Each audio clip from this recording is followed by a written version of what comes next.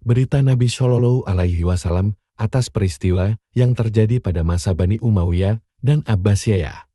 1. Al-Jamaah Tahun Rekonsiliasi. Setelah Perang Siffin Gusai, Khalifah Ali radhiyallahu anhu menggalang bala tentaranya kembali dalam jumlah yang sangat besar untuk menggempur Syam. Namun akibat gangguan yang dilancarkan oleh kaum Hawaring pada tahun 38 Hijriah, membuat Khalifah Ali menunda penyerbuannya dan berkonsentrasi untuk melancarkan penumpasan terhadap kaum Hawarid lebih dahulu. Akhirnya mereka semua dapat ditumpas di Nahrawan. Setahun kemudian, Imam Ali kembali melakukan penggalangan tentara, namun usaha beliau ini menemui kendala akibat penduduk Irak mulai berbeda pendapat terkait penyerangan ini. Pada tahun 40 Hijriah penggalangan tentara untuk yang kesekian kalinya dapat dilakukan kembali. Tercatat sebanyak 40.000 pasukan yang turut bergabung dalam barisan Khalifah Ali bin Abi Thalib. Namun belum sempat beliau melakukan mobilisasi, ajal telah menjemputnya melalui tangan si Durjana Ibnu Muljam. Setelah itu orang-orang berbondong-bondong membayat Al-Hasan bin Ali radhiyallahu anhuma untuk menduduki kursi khilafah. Sejak semula Al-Hasan memang tidak suka berperang. Begitu juga dengan Muawiyah yang sudah mulai sadar dan bosan, karena perang telah merenggut banyak nyawa kaum muslimin. Pada zaman inilah, perjanjian damai telah mendapatkan jalannya. Baik sebabnya yang telah ditemukan solusinya, dan para pelakunya yang ingin kemaslahatan bagi umat Islam, yang sekaligus merupakan bentuk pengorbanan dari Al-Hasan. Inilah yang pernah diberitakan Nabi Shallallahu Alaihi Wasallam sebagaimana dalam beberapa hadits yang akan disampaikan. Dalam perdamaian tersebut, Al-Hasan radhiyallahu anhu dengan sukarela mengundurkan diri dari jabatannya sebagai khalifah. Dengan mengajukan beberapa syarat, pada tahun itu juga, kaum muslimin kembali bersatu dalam naungan seorang khalifah atau yang lebih dikenal dengan Al-Jamaah Tahun Rekonsiliasi Umat Islam. Berikut ini adalah beberapa hadits yang menyinggung tentang peristiwa tersebut. Dari Abu Bakrah radhiyallahu anhu, dia berkata, "Aku mendengar Rasulullah Shallallahu Alaihi Wasallam berkhutbah di atas mimbar dengan Al-Hasan bin Ali yang berada di sampingnya. Sesekali Rasulullah Shallallahu Alaihi Wasallam menebarkan pandangannya kepada para sahabat dan kepada Al-Hasan. Beliau bersabda, 'Anak cucuku inilah yang akan menjadi seorang pembesar dan niscaya Allah Subhanahu wa Ta'ala menjadikan dirinya sebagai sebab bagi perdamaian antara dua kelompok orang-orang Islam yang sedang bertikai.'" Al-Bukhari, Al-Manaqib, hadits 3746, dari Hasan Al-Basri. Beliau menuturkan sebagai berikut, "Ketika aku melihat Al-Hasan bin Ali radhiyallahu anhu melakukan perjalanan untuk menemui Muawiyah bersama para rombongan, berkatalah Amr bin As kepada Muawiyah, 'Aku melihat serombongan orang yang tidak bergeming hingga rombongan yang lain mundur.' Maka Muawiyah bertanya, 'Siapakah yang akan melindungi generasi muslim setelah kita?' Amr bin As menjawab, 'Akulah yang akan melindung mereka.' Maka berkatalah Abdullah bin Amir dan Abdurrahman bin Samura, 'Kami akan menemui Al-Hasan dan menyatakan perdamaian kepadanya.' Dalam kesempatan itu, Al-Hasan berkata, 'Aku mendengar Abu Bakrah berkata, ketika kami sedang mendengar Rasulullah Shallallahu Alaihi Wasallam berkhutbah, maka datanglah Al-Hasan dan beliau langsung bersabda, sebagai sebab bagi perdamaian antara dua kelompok orang-orang Islam yang sedang bertikai.'" Al-Bukhari, Al-Fitan, hadits 7109. Penjelasan, kedua hadits tersebut merupakan mukjizat dari kenabian Muhammad Shallallahu Alaihi Wasallam. Beliau mengabarkan dari atas mimbarnya bahwa cucu beliau, Al-Hasan radhiyallahu anhu, yang akan menjadi penyebab perdamaian di antara dua kelompok yang bertikai. Dan inilah yang terjadi pada Al-Jamaah.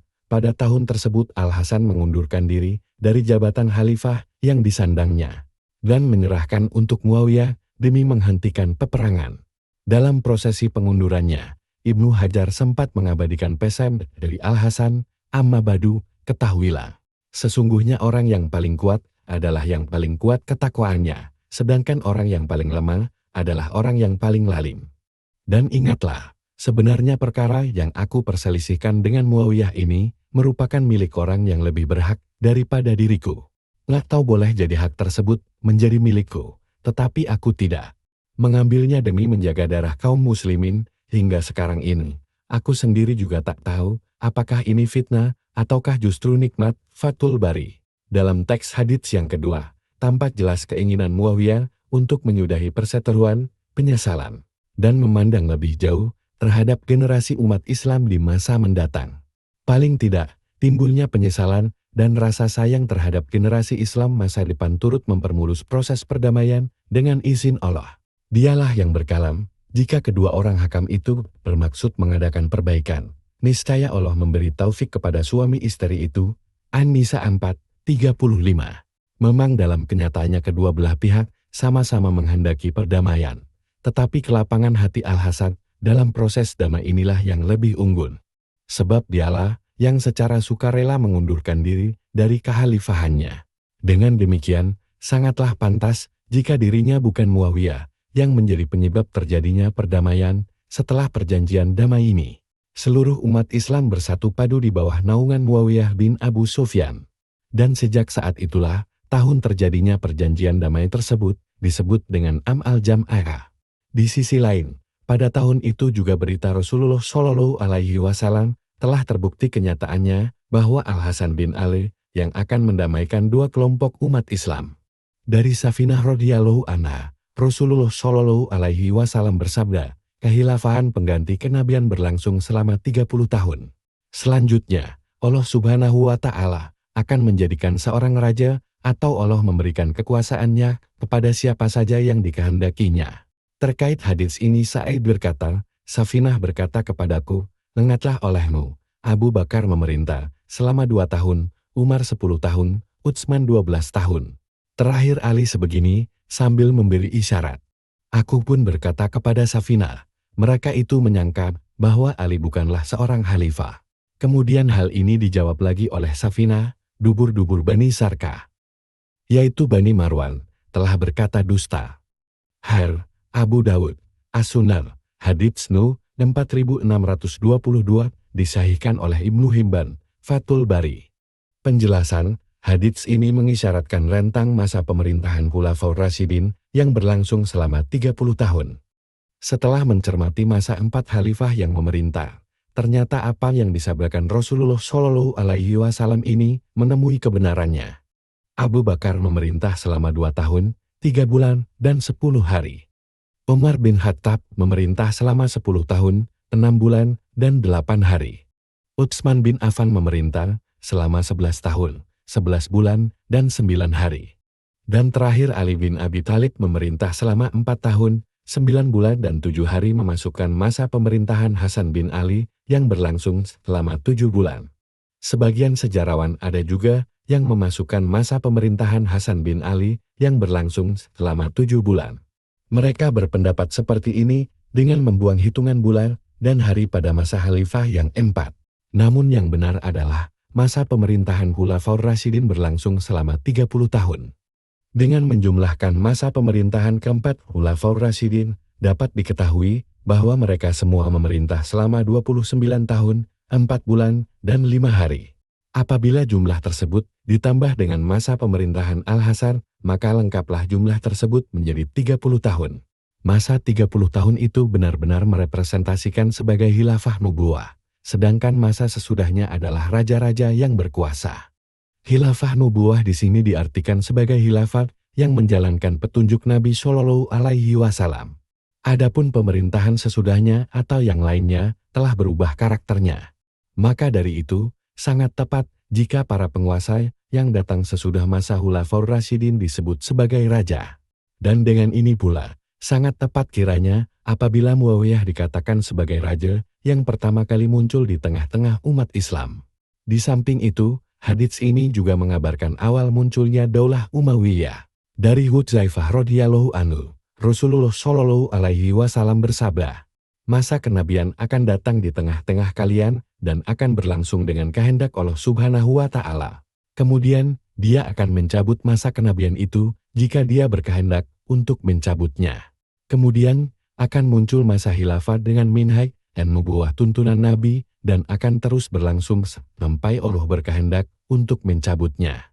Kemudian datanglah masa para raja yang hanya menyengsarakan rakyat dan akan terus berlangsung sehingga Allah Subhanahu wa Ta'ala menghendaki untuk mencabutnya mengakhiri masa kekuasaannya. Kemudian muncul lagi penguasa diktator dan akan terus berlangsung sampai Allah menghendaki untuk menghabisi masanya. Kemudian akan muncul lagi sebuah kehilafahan yang didirikan dengan petunjuk Nabi.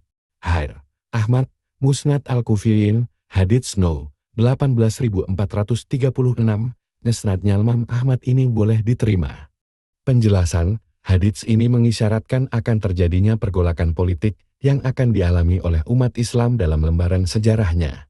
Paling tidak gambaran yang kami sampaikan ini akan memperjelas hadits di atas.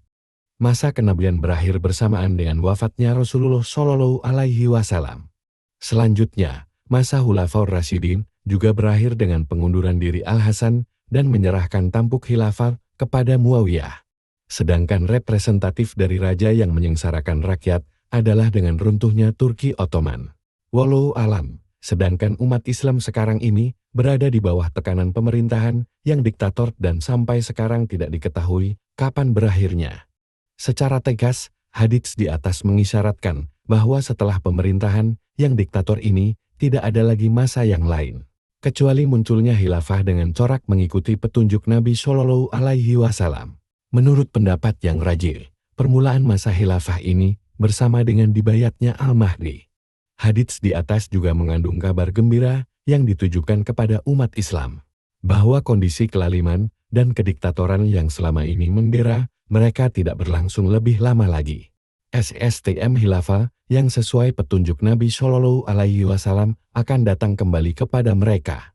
Demikian juga, hadits di atas juga memotivasi umat Islam untuk menegakkan sistem khilafah Rasyidah di muka bumi. Jika khilafah yang pernah ada dulunya ditegakkan dengan pengorbanan dan perjuangan yang amat besar, demikian juga untuk mengembalikan sistem ini kedua kalinya juga membutuhkan pengorbanan dan perjuangan yang besar. Dari Jabir bin Samurah radhiyallahu anhu, bersabda Rasulullah Shallallahu Alaihi Wasallam, akan ada 12 penguasa. Kemudian, aku tidak mendengar lagi kalimat yang lain, maka berkatalah ayahku. Rasulullah tadi bersabda bahwa semua penguasa tersebut berasal dari Quraisy. Sahih Al-Bukhari, Al-Ahkam, Hadits 7223. Dari Jabir bin Samurah radhiyallahu anhu, bersabda Rasulullah Shallallahu Alaihi Wasallam, agama Islam ini akan terus berjaya hingga lengkaplah 12 penguasa. Kemudian, aku tidak paham lagi kalimat yang lain, maka aku bertanya kepada ayahku, apa yang disabdakan oleh beliau tadi? Ayahku berkata, Rasulullah tadi bersabda bahwa semua penguasa tersebut berasal dari Quraisy. Har, Muslim, Al-Imarah, Hadits No. 1821. Dari Jabir bin Samurah radhiyallahu anhu, aku mendengar Rasulullah Shallallahu Alaihi Wasallam bersabda, agama ini akan terus berjaya selama di bawah naungan 12 khalifah. Mendengar sabda ini, semua orang gemuruh bertakbir.